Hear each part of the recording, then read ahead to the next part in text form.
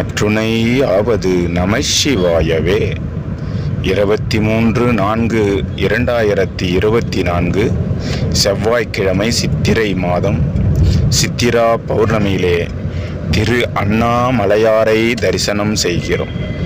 அண்ணாமலையான் இதை காண்பவர்கள் வாழ்விலே அனைத்தையும் கொடுக்க எல்லாம் வல்ல இறைவனை வணங்கி ஓடி ஓடி ஓடி ஓடி உட்கலந்த சோதியை நாடி நாடி நாடி நாடி நாட்களும் கழிந்து போய் வாடி வாடி வாடி வாடி வாழ்ந்து போன மாந்தர்கள் கோடி கோடி கோடி கோடி என் நிறைந்த கோடியே.